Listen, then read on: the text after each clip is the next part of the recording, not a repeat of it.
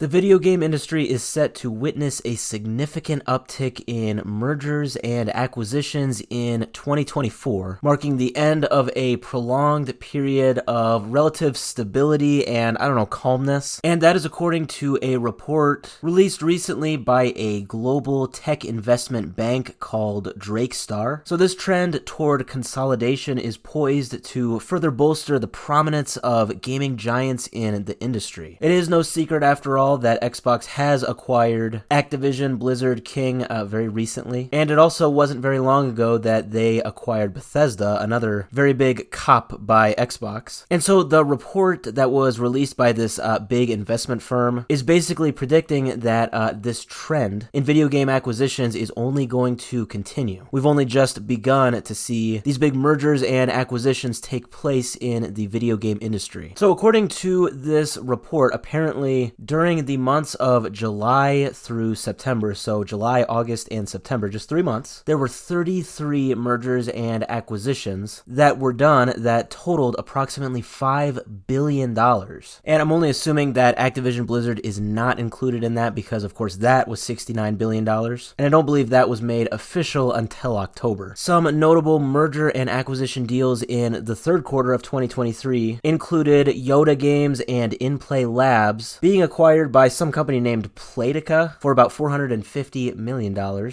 And apparently, Goldman Sachs acquired an educational gaming platform known as Kahoot for $1.7 billion. And apparently, there were also $1 billion in private investments for the quarter, so just within those 3 months. And it looks like most of these investments were directed toward PC, console, or blockchain companies. And Drakestar is expecting that within the next year, 2024, all of these acquisitions, or rather the frequency of all of these acquisitions and mergers, are only expected to increase. They are anticipating that companies like Tencent, Sony, Take-Two, and Savvy or Scopely will be the most active acquirers in 2024. They are also expecting that Embracer Group will divest a lot more of their studios. Embracer Group is a company that I actually made a video on about a month or two ago. They tried acquiring, I think it was a Saudi Arabia company for $2 billion, and that did not work out. Or maybe the company in Saudi Arabia was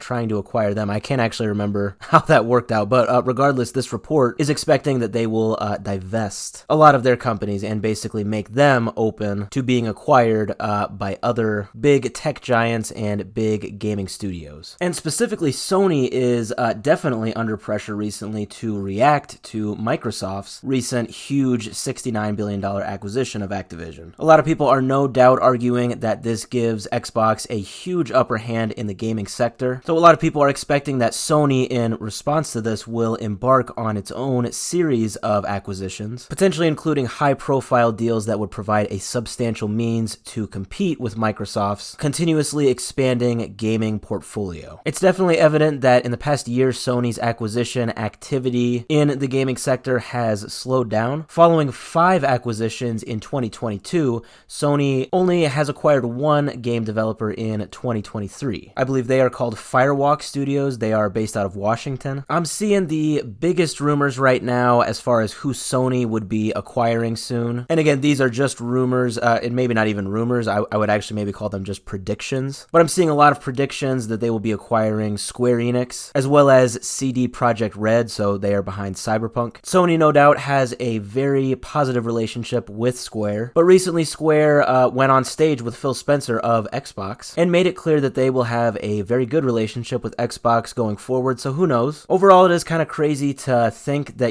these acquisitions, they will only continue as we go forward into the next year. One thing that is on people's minds is that this may lead to job layoffs, job cuts, and whatnot. And yeah, while that is unfortunate, it's definitely easy to see where this is trending. I'm definitely seeing a lot more talk about acquisitions in the coming year. Like it or not, we are definitely going away from a future that is filled with a lot of independent gaming companies, and we are, as it seems anyway, trending more toward a future where companies are bought out and they belong to either side of the fence between Xbox and PlayStation. You can call it a console war, you can say that it's a good thing or a bad thing, call it however you want it. This trend is definitely expected to continue.